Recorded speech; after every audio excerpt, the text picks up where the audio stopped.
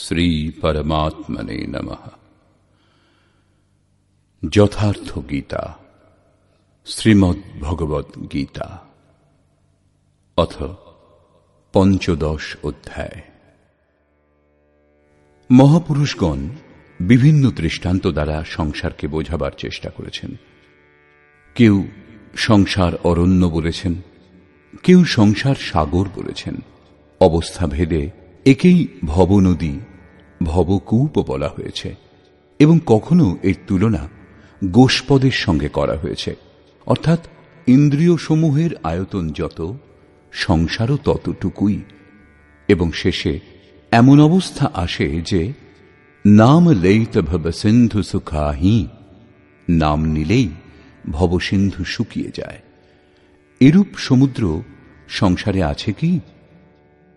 যোগেশ্বর শ্রীকৃষ্ণ সংসারকে সমুদ্র ও বৃক্ষের সংজ্ঞা দিয়েছেন। দ্বাদশ অধ্যায়ে তিনি বলেছেন, যারা আমার অনন্য ভক্ত তাদের শীঘ্রই সংসার সমুদ্র থেকে উদ্ধার করি। এখানে প্রস্তুত অধ্যায়ে যোগেশ্বর শ্রীকৃষ্ণ বলছেন যে এই সংসার বৃক্ষস্বরূপ। এর ছেদন করতে করতে যোগীগণ সেই পরম পদের খোঁজ করেন। শ্রী ভগবান উবাচ।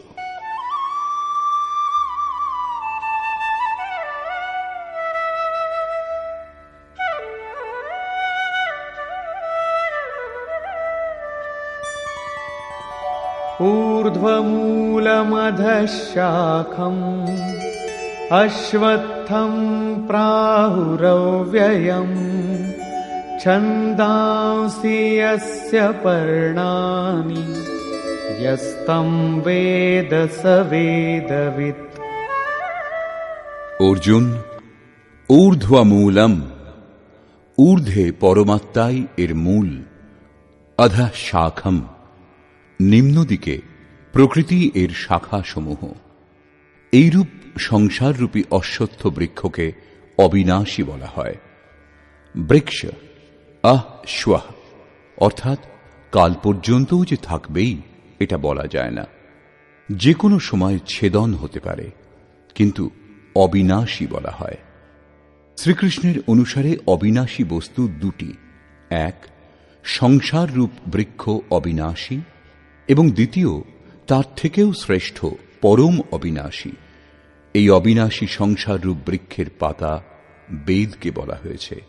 যিনি এই সংসার রূপ বৃক্ষকে জানেন তিনি বেদজ্ঞ। যিনি এই সংসার বৃক্ষকে জানেন তিনি বেদজ্ঞাতা। গ্রন্থ পাঠকরা জানেন না। গ্রন্থ পাঠ করলে সেই পথে এগিয়ে যাবার প্রেরণা লাভ হয় মাত্র। পত্রসমূহের স্থানে বেদের কি প্রয়োজন? বস্তুত পুরুষ পথভ্রান্ত হয়ে ঘুরতে ঘুরতে যখন অন্তিম জন্মগ্রহণ করে, সেখান থেকেই বেদের সেই সকল ছন্দ যা কল্যাণে সৃজন করে, প্রেরণা প্রদান করে, তারপর থেকেই বেদের উপযোগ আরম্ভ হয় এবং গমনাগমন শেষ হয়ে যায়। তিনি স্বরূপের দিকে এগিয়ে যান এবং অধশ্চোর্ধ্বং প্রসৃতাস্তস্য শাখা গুণপ্রবৃদ্ধা বিষয়প্রবালাঃ অধশ্চ মূলান্যনুসন্ততানি কর্মানুবন্ধীনি মনুষ্যলোকে। এই সংসার বৃক্ষের শাখাসমূহ গুণত্রয় দ্বারা বর্ধিত ও বিষয় ভোগরূপ পল্লব বিশিষ্ট এবং অধোদেশ ও ঊর্ধ্বদেশে বিস্তৃত। নিম্নে কীট পতঙ্গ পর্যন্ত এবং ঊর্ধ্বে দেবভাব থেকে আরম্ভ করে ব্রহ্মা পর্যন্ত সর্বত্র বিস্তৃত এবং কেবল মনুষ্য যোনিতে কর্মানুসারে আবদ্ধ করে। অন্য সমস্ত যোনি ভোগ উপভোগ করে। মনুষ্য যোনি কর্মানুসারে বন্ধন তৈরি করে।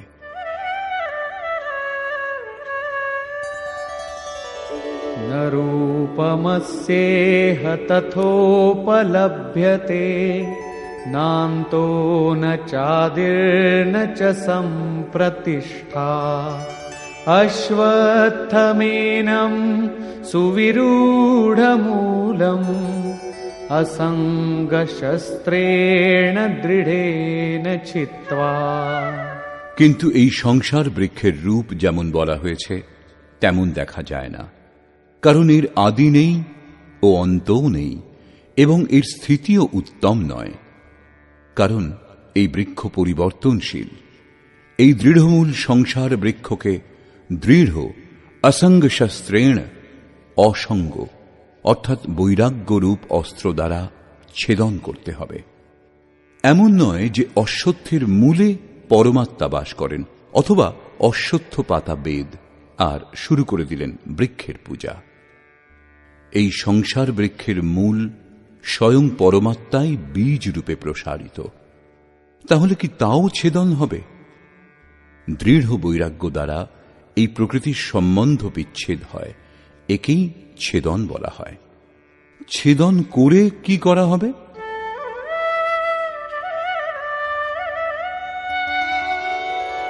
ততঃ পদম তৎ পরিমার্গিতব্যম यस्मिन् गता न निवर्तन्ति भूयः तमेव चाद्यं पुरुषं प्रपद्ये यतः प्रवृत्ति प्रसृता पुराणी। দৃঢ় বৈরাগ্য দ্বারা সংসার বৃক্ষকে ছেদন করে সেই পরম পদ পরমেশ্বরের উত্তম রূপে অন্বেষণ করতে হয়, যাকে প্রাপ্ত হলে সংসারের আর পুনরাবৃত্তি হয় না, অর্থাৎ পূর্ণ নিবৃত্তি লাভ হয়। কিন্তু তার অন্বেষণ কিরূপে সম্ভব? যোগেশ্বর বলছেন, এর জন্য সমর্পণ আবশ্যক। যে পরমেশ্বর হতে পুরাতন সংসার বৃক্ষের প্রবৃত্তি বিস্তৃত, সেই আদি পুরুষ পরমাত্মার শরণাগত আমি। তাঁর শরণাগত না হলে বৃক্ষ লুপ্ত হবে না। এখন শরণাগত বৈরাগ্যে স্থিত পুরুষ কিরূপে বুঝবেন যে বৃক্ষ ছেদন হয়েছে? তার পরিচয় কি? এই প্রসঙ্গে বলছেন,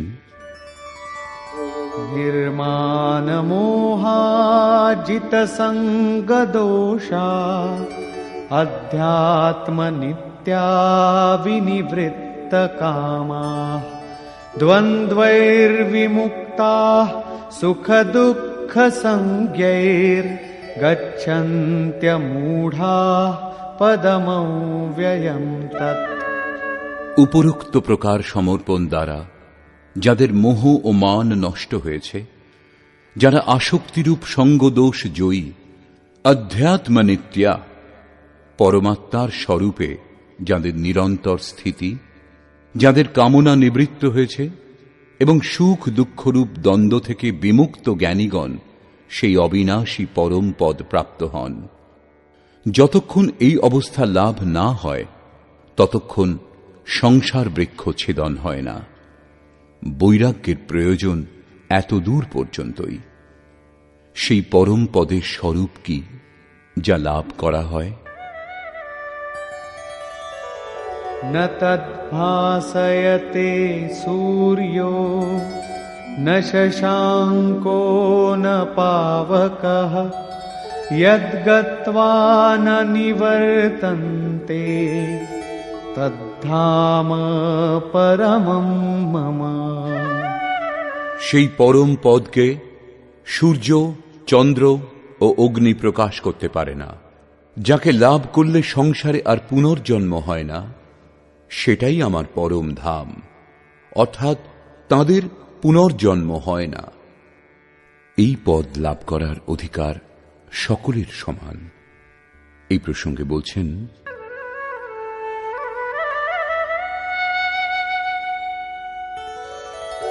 ममैवांशो जीवलोके जीवभूतः सनातनः मनः षष्ठानीन्द्रियाणि प्रकृतिस्थानि कर्षति। জীবলোকে দেহকেই লোক বলে, অর্থাৎ এই দেহে এই জীবাত্মা আমারই সনাতন অংশ এবং সেই ত্রিগুণময়ী মায়াতে স্থিত মন ও পঞ্চেন্দ্রিয়কে আকর্ষণ করে। কি রূপে? शरीरं यदवाप्नोति यच्चाप्युत्क्रामतीश्वरः गृहीत्वैतानि संयाति वायुर्गन्धानि वाशयात्। বায়ু যেমন গন্ধস্থান থেকে গন্ধ আহরণ করে, তেমনি দেহের স্বামী জীবাত্মা যে পূর্ব দেহ ত্যাগ করে, সেই দেহ থেকে মন ও জ্ঞানেন্দ্রিয় সমূহের কার্যকলাপ গ্রহণ করে, অর্থাৎ আকর্ষণ করে সঙ্গে নিয়ে আবার যে নতুন দেহ লাভ করে তাতে প্রবেশ করে। অর্থাৎ যখন নতুন দেহ পরের মুহূর্তেই লাভ হয়, তখন আটার পিণ্ড তৈরি করে কাকে অর্পণ করেন? গ্রহণ কে করে? সেই জন্য শ্রীকৃষ্ণ অর্জুনকে বলেছিলেন, এই অজ্ঞান তোমার কোত্থেকে উৎপন্ন হল যে এই পিণ্ডোদক ক্রিয়া লুপ্ত হবে? সেখানে করে কি? মন ও 6টি ইন্দ্রিয় কে কে? श्रोत्रं चक्षुः स्पर्शनं च रसनं घ्राणमेव च अधिष्ठाय मनश्चायं विषयानुपसेवते। সেই দেহস্থিত জীবাত্মা কর্ণ, চক্ষু, ত্বক, জিহ্বা, নাসিকা ও মনকে আশ্রয় করে, অর্থাৎ এদের সাহায্যেই বিষয়সমূহ উপভোগ করেন। এইরূপ দেখা যায় না, সকলে তাঁর দর্শন করতে সমর্থ হয় না। এই প্রসঙ্গে শ্রীকৃষ্ণ বলছেন, उत्क्रामन्तं स्थितं वापि भुञ्जानं वा गुणान्वितं विमूढानानुपश्यन्ति पश्यन्ति ज्ञानचक्षुषः। যিনি দেহান্তরে গমন করেন, যিনি দেহে অবস্থানপূর্বক বিষয় ভোগ করেন, অথবা যিনি ত্রিগুণের সঙ্গে সংযুক্ত হন, সেই জীবাত্মাকে মূঢ় অজ্ঞানী ব্যক্তিগণ জানতে পারে না। কেবল জ্ঞানরূপ চক্ষু দ্বারা জ্ঞানীগণই তাকে জানতে পারেন, দর্শন করেন। সেই দৃষ্টি কিরূপে লাভ হবে?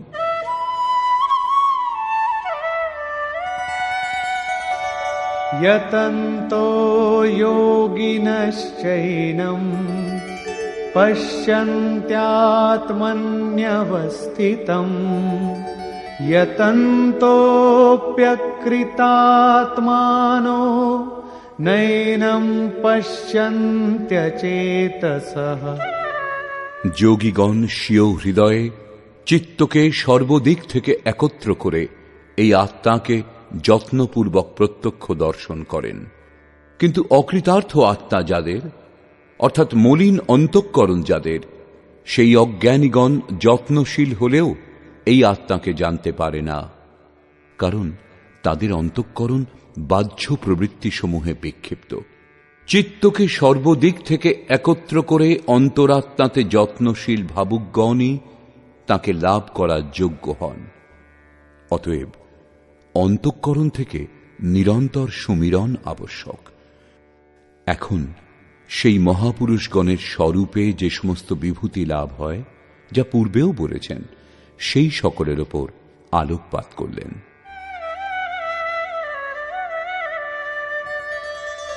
यदादित्यगतं तेजो जगद्भासयतेऽखिलम् यच्चन्द्रमसि यच्चाग्नौ तत्तेजो विद्धि मामकम्। যে জ্যোতি সূর্যে স্থিত হয়ে সমগ্র জগৎকে প্রকাশ করে, যে তেজ চন্দ্রে ও অগ্নিতে আছে, সেই জ্যোতি তুমি আমার জানবে। এখন সেই শক্তির কি কাজ, সেই প্রসঙ্গে বলছেন, गामाविश्य च भूतानि धारयाम्यहमोजसा पुष्णामि चौषधीः सर्वाः सोमो भूत्वा रसात्मकः। আমি পৃথিবীতে প্রবেশ করে স্বীয় শক্তি দ্বারা ভূত সকলকে ধারণ করি এবং চন্দ্রে রস স্বরূপ হয়ে সকল বনস্পতিদের পুষ্ট করি।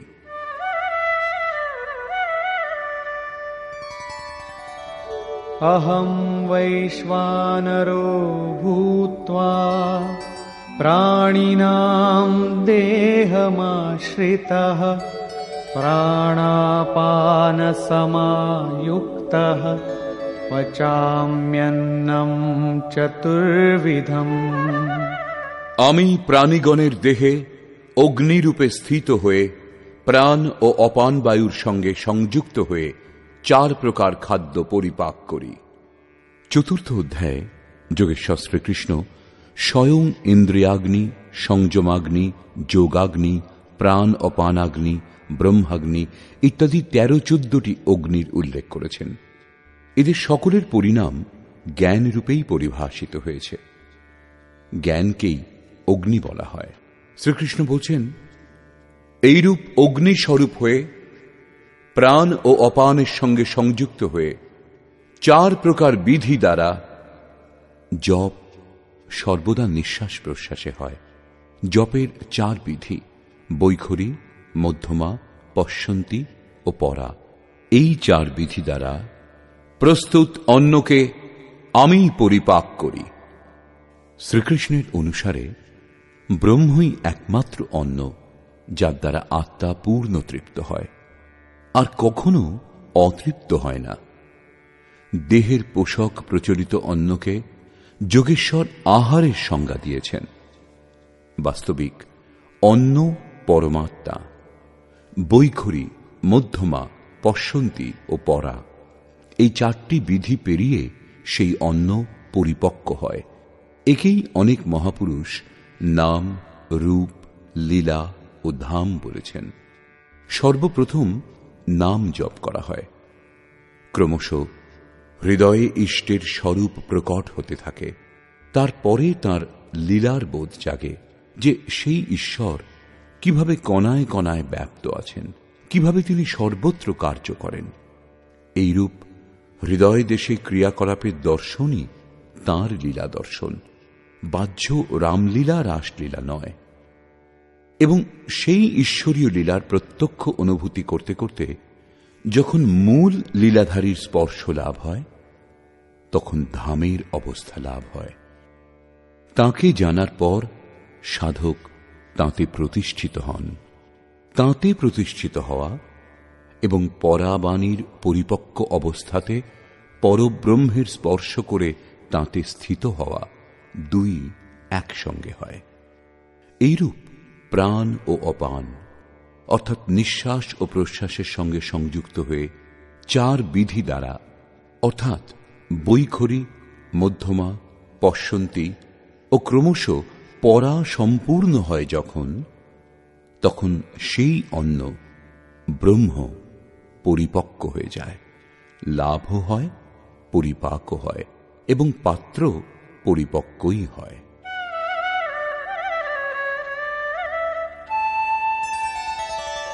सर्वस्य चाहं हृदि सन्निविष्टो मत्तः स्मृतिर्ज्ञानमपोहनं च वेदैश्च सर्वैरहमेव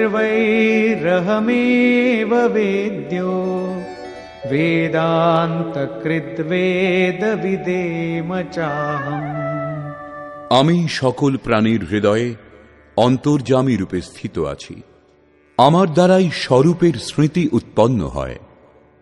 স্মৃতি সুরতি, যে তত্ত্ব পরমাত্মা বিস্মৃত তাঁর স্মরণ হয়ে আসা, এই লক্ষণ প্রাপ্তিকালের। স্মৃতির সঙ্গে জ্ঞান অর্থাৎ সাক্ষাৎকার এবং অপৌহানম অর্থাৎ সকল বাধা আমার দ্বারাই শান্ত হয়। সকল বেদ মধ্যে যা জানার যোগ্য তা আমি। বেদান্তের কর্তা অর্থাৎ বেদস্য অন্তঃ স বেদান্ত।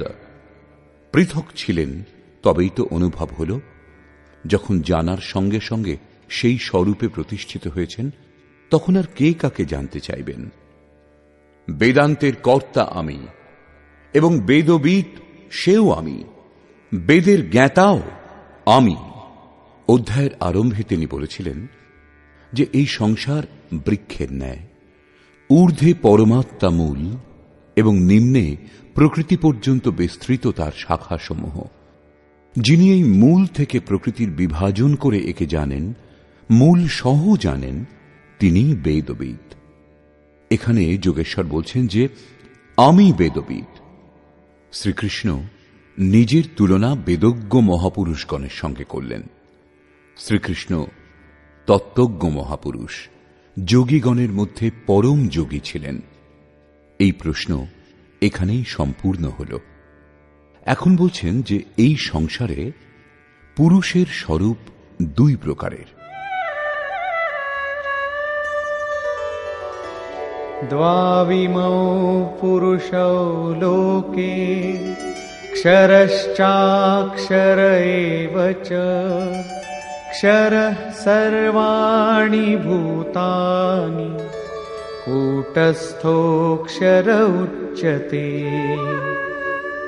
অর্জুন, এই সংসারে পুরুষ দুই প্রকারের হয়। এক ক্ষর, ক্ষয়শীল, পরিবর্তনশীল, এবং দ্বিতীয় অক্ষর, অক্ষয়, অপরিবর্তনশীল। তন্মধ্যে সকল ভূত প্রাণীগণের শরীর বিনাশশীল, আজ আছে কাল থাকবে না। এরাই ক্ষর পুরুষ, এবং সাধনের দ্বারা যার মন ও ইন্দ্রিয় সমূহ নিরুদ্ধ, অর্থাৎ যার ইন্দ্রিয় সমূহ কূটস্থ, তাকে অক্ষর বলা হয়। এই কূটস্থ পুরুষকেই অবিনাশী বলা হয়। এখন আপনি স্ত্রী অথবা পুরুষ যাই হন না কেন, যদি দেহ ও দেহের উৎপত্তির কারণ সংস্কারের ক্রম বিদ্যমান, তাহলে আপনি ক্ষর পুরুষ। এবং যদি মন ও ইন্দ্রিয় সমূহ কূটস্থ হয়ে যায়, তাহলে আপনি অক্ষর পুরুষ। কিন্তু এটিও পুরুষের অবস্থা বিশেষই। এই দুইয়ের থেকেও শ্রেষ্ঠ এক অন্য পুরুষও আছেন। উত্তমঃ পুরুষস্ত্বন্যঃ পরমাত্মেত্যুদাহৃতঃ यो লোকত্রয়মাবিশ্য বিভর্ত্যব্যয় ঈশ্বরঃ। এই উভয় পুরুষ থেকে ভিন্ন অতি উত্তম পুরুষ অন্য একজন আছেন, যিনি ত্রিলোকে অবস্থিত হয়ে সকলের ধারণ পোষণ করেন, এবং তাকে অবিনাশী, পরমাত্মা, ঈশ্বর বলা হয়েছে। পরমাত্মা অব্যক্ত, অবিনাশী, পুরুষোত্তম, এইসব শব্দ তাঁর পরিচায়ক। বস্তুত তিনি পৃথক, অর্থাৎ অনির্বচনীয়। ক্ষর অক্ষর থেকে অতীত মহাপুরুষের চূড়ান্ত অবস্থা এটা, যাকে পরমাত্মা, পুরুষোত্তম এমন সব শব্দ দ্বারা ইঙ্গিত করা হয়েছে। কিন্তু তিনি অন্য, অর্থাৎ অনির্বচনীয়। সেই স্থিতিতে যোগেশ্বর শ্রীকৃষ্ণ নিজেরও পরিচয় দিলেন। यस्मात्क्षरमतीतोऽहम् अक्षरादपि चोत्तमः अतोऽस्मि लोके वेदे च प्रथितः पुरुषोत्तमः। আমি উপরোক্ত বিনাশশীল, পরিবর্তনশীল, ক্ষেত্র থেকে সর্বথা অতীত এবং অক্ষর, অবিনাশী, কূটস্থ পুরুষ থেকেও উত্তম। সেই জন্য লোক ও বেদে আমি পুরুষোত্তম নামে প্রসিদ্ধ।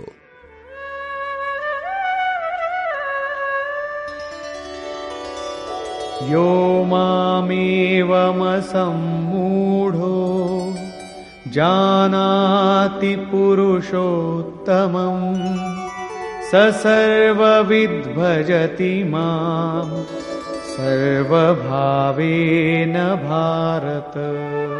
হে ভারত, উপরোক্ত এই প্রকার যে জ্ঞানী পুরুষ আমাকে, পুরুষোত্তমকে সাক্ষাৎ জানেন, তিনি সর্বজ্ঞ পুরুষ। তিনি সর্বপ্রকারে পরমাত্মা রূপ আমাকেই ভজনা করেন। তিনি আমার থেকে পৃথক নন।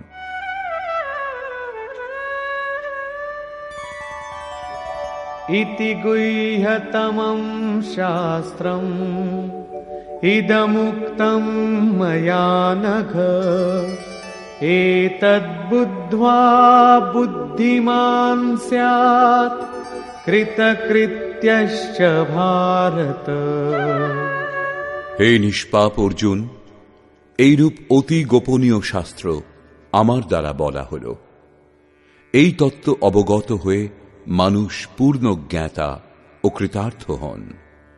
অতএব যোগেশ্বর শ্রীকৃষ্ণের এই বাণী স্বয়ংই পূর্ণ শাস্ত্র। শ্রীকৃষ্ণের এই রহস্য অত্যন্ত গুপ্ত ছিল। তিনি কেবল অনুরাগীদেরই বলেছেন। এই বিষয় কেবল অধিকারীর জন্য, সকলের জন্য নয়।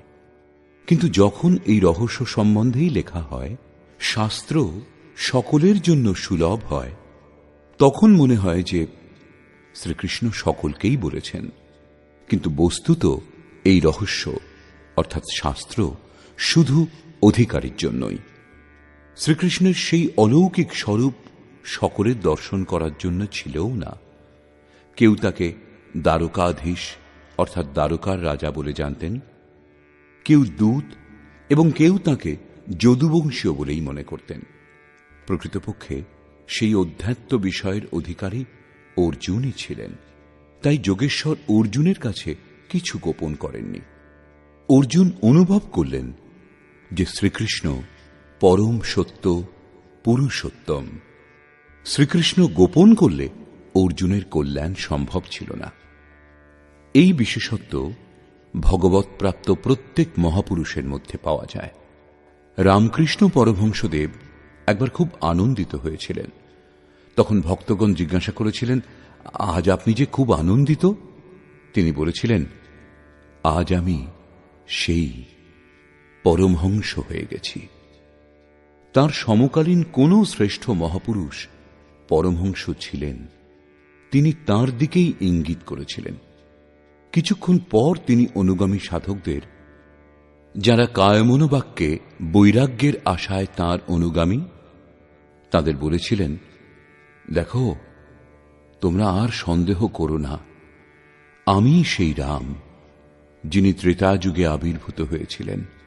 আমি সেই কৃষ্ণ যিনি দাপর যুগে আবির্ভূত হয়েছিলেন। আমি তাঁদেরই পবিত্র আত্মা, সেই স্বরূপ। যদি ভগবৎ প্রাপ্তির ইচ্ছা করো, তাহলে আমার স্বরূপ দেখো। এইরূপ পূজ্য মহারাজজিও সকলকে বলতেন, হো, আমি ভগবানের দূত। যিনি প্রকৃত সন্ত, তিনি ভগবানের দূত হন। আমাদের দ্বারাই তাঁর সন্ধান পাওয়া যায়।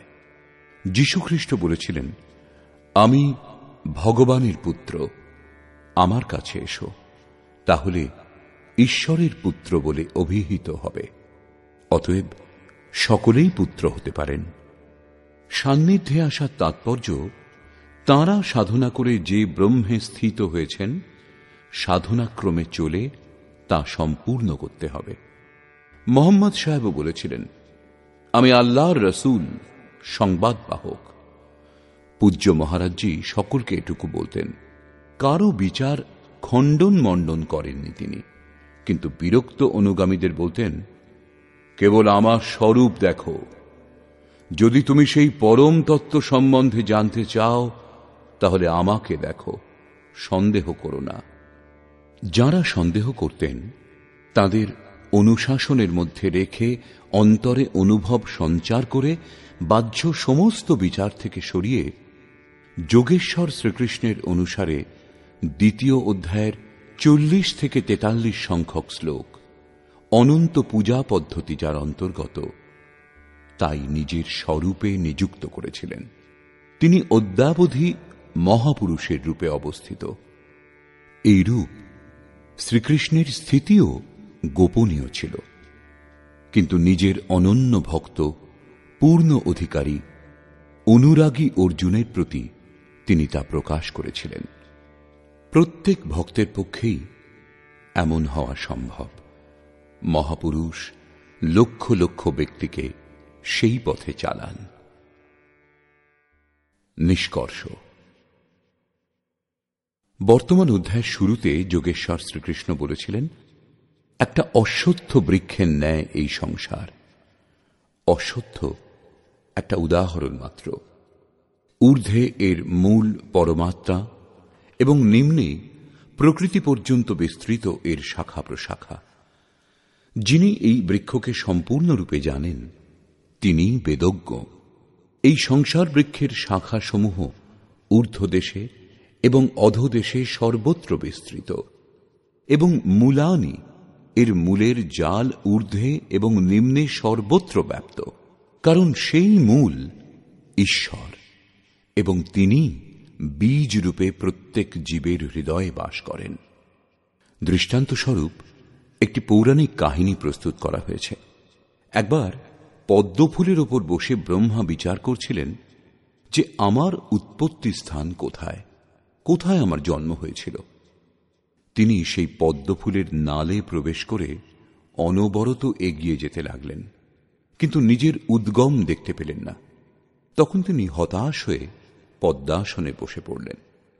চিত্ত নিরুদ্ধ করার প্রচেষ্টা করতে লাগলেন এবং ধ্যান দ্বারা তিনি নিজের মূল উৎস কোথায় তা খুঁজে পেলেন।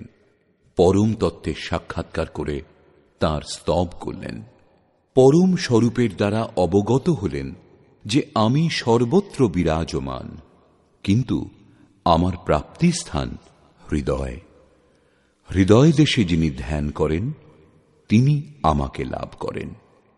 ব্রহ্মা প্রতীক স্বরূপ। যোগ সাধনের পরিপক্ক অবস্থাতে এই স্থিতি জাগ্রত হয়। ঈশ্বর লাভে প্রবৃত্ত ব্রহ্মবিদ্যার সঙ্গে সংযুক্ত বুদ্ধিকেই ব্রহ্মা বলা হয়। পদ্মফুল জলে অবস্থিত হয়েও নির্মল ও নির্লিপ্ত থাকে। বুদ্ধি যতক্ষণ এদিক সেদিক সন্ধান করে ততক্ষণ লাভ করতে পারে না, কিন্তু যখন সেই বুদ্ধি নির্মলতার আসনে স্থির হয়ে মন ও ইন্দ্রিয় সমূহকে সংযম করে হৃদয় রাজ্যে নিরুদ্ধ করে এবং সেই নিরুদ্ধ মন ও ইন্দ্রিয় সমূহ যখন বিলীন হয়ে যায়, তখন স্বীয় হৃদয়ে পরমাত্মাকে লাভ করে। যোগেশ্বর শ্রীকৃষ্ণের অনুসারে সংসার বৃক্ষস্বরূপ, যার মূল এবং শাখাসমূহ সর্বত্র বিস্তৃত। কর্মানুবন্ধীনি মনুষ্য লোকে, কর্মানুসারে কেবল মনুষ্য যোনিতে বন্ধন তৈরি করে, আবদ্ধ করে। অন্য যোনিতে যাদের জন্ম হয় তারা কর্মের অনুসারে ভোগ উপভোগ করে। অতএব দৃঢ় বৈরাগ্যরূপ শস্ত্র দ্বারা এই সংসার বৃক্ষকে তুমি ছেদন করো এবং সেই পরম পদের অনুসন্ধান করো যে মহর্ষিগণ তাকে লাভ করেছেন, তাদের পুনর্জন্ম হয় না। কিরূপে জানা যাবে যে সংসার বৃক্ষ ছেদন হয়েছে? যোগেশ্বর বলছেন, যিনি মান ও মোহমুক্ত, যিনি সঙ্গদোষ জয় করেছেন, যার কামনা নিবৃত্ত হয়েছে এবং যিনি দ্বন্দ্ব থেকে মুক্ত, তিনি সেই পরম তত্ত্ব লাভ করেন। সেই পরম পদকে সূর্য, চন্দ্র বা অগ্নি কেউ প্রকাশিত করতে পারে না। সেই পদ স্বয়ং প্রকাশ স্বরূপ, যাকে লাভ করলে সংসারে আর ফিরে আসতে হয় না। সেটাই আমার পরম ধাম। এই ধাম লাভ করার অধিকার সকলের আছে, কারণ এই জীবাত্মা আমারই শুদ্ধ অংশ। জীবাত্মা দেহত্যাগের সময় মন ও 5টি জ্ঞানেন্দ্রিয়কে সঙ্গে নিয়ে যায়, অর্থাৎ নতুন দেহে প্রবেশ করে। সংস্কার সাত্ত্বিক হলে সাত্ত্বিক স্তরে গিয়ে পৌঁছয়, রাজসিক হলে মধ্যম স্থানে এবং তামসিক হলে জঘন্য যোনিতে জন্ম হয়। জীবাত্মা ইন্দ্রিয় সমূহের অধিষ্ঠাতা মনের সাহায্যে সকল বিষয়কে উপভোগ করে। একে দেখতে পাওয়া যায় না। জ্ঞান সেই দৃষ্টি যার মাধ্যমে একে দেখা সম্ভব। কোনো বিষয় মুখস্থ করে নেওয়াটাই জ্ঞান নয়। যোগীগণ চিত্ত হৃদয়ে সংযম করে প্রযত্নপূর্বক তাকে দর্শন করেন। অতএব জ্ঞান হল সাধনগম্য। শাস্ত্র অধ্যয়ন দ্বারা তার প্রতি অনুরাগ উৎপন্ন হয়। সংশয়যুক্ত অকৃতাত্মা ব্যক্তিগণ যত্নশীল হলেও একে দেখতে পায় না।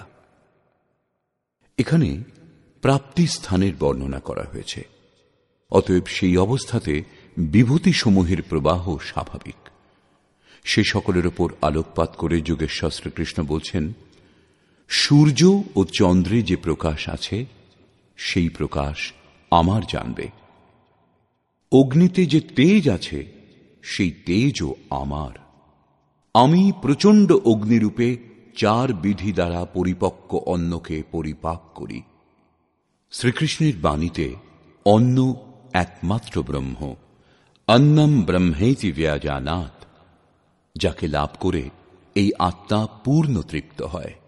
বৈখরি থেকে পরা পর্যন্ত পূর্ণ পরিপক্ক হয়ে অন্ন পরিপাক হয়ে যায়, সেই পাত্র বিলীন হয়। এই অন্ন আমিই পরিপাক করি, অর্থাৎ সদ্গুরু রথী না হলে এই উপলব্ধি সম্ভব নয়।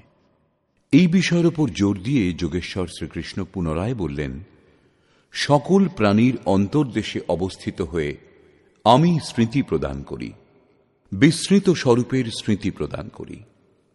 স্মৃতির সঙ্গে যে জ্ঞান লাভ হয় তা আমি। এই জ্ঞান লাভের পথে যে বাধা উপস্থিত হয় সেই বাধা আমিই দূর করি। আমি জ্ঞাতব্য এবং বিদিত হলে জ্ঞানের অন্তর্কর্তাও আমি। আমি বেদবিদ। কে কাকে জানবার জন্য প্রযত্নশীল হবে? অধ্যায়ের প্রারম্ভে বলেছিলেন, যিনি সংসার বৃক্ষকে সম্পূর্ণরূপে জানেন তিনিই বেদবিদ।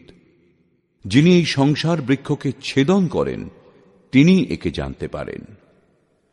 এখানে বলছেন, আমি বেদবিদ পুরুষোত্তম, তাঁকে লাভ করার অধিকার মানব মাত্রেরই। পরিশেষে বললেন, 2 প্রকারের পুরুষ এই পৃথিবীতে আছে।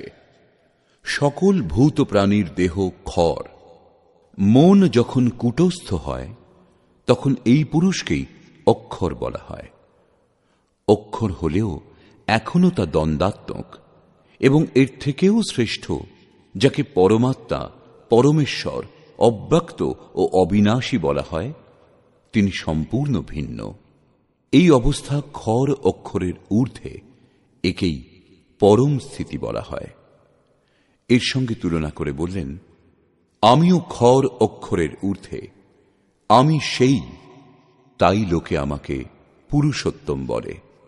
এইরূপ যারা উত্তম পুরুষকে জানেন সেই জ্ঞানী ভক্তগণ সদা আমার ভজনা করেন। তাদের জ্ঞানে পার্থক্য নেই। অর্জুন, এই অত্যন্ত গোপনীয় রহস্য সম্বন্ধে আমি তোমাকে বললাম। ভগবৎ প্রাপ্ত মহাপুরুষগণ সকলের সম্মুখে এ সমস্ত কথা বলেন না, কিন্তু অধিকারী ভক্তের কাছে কিছু গোপনও করেন না। গোপন করলে ভক্তের কল্যাণ কি করে হবে? বর্তমান অধ্যায়ে আত্মার 3টি স্থিতির বর্ণনা খর, অক্ষর এবং অতি উত্তম পুরুষের রূপে স্পষ্ট করা হয়েছে, যেমন এর আগে কোনো অধ্যায় বলা হয়নি। অতএব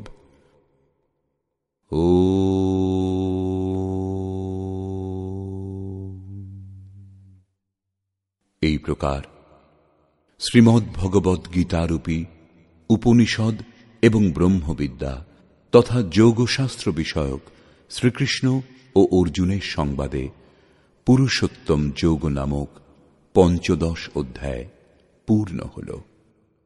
এই প্রকার শ্রীমৎ পরমহংস পরমানন্দজির শিষ্য স্বামী অর্গড়ানন্দকৃত শ্রীমদ্ ভগবদ্ গীতার ভাষ্য যথার্থ গীতাতে পুরুষোত্তম যোগ নামক 15 অধ্যায় সমাপ্ত হল। হরি ওম তৎসৎ।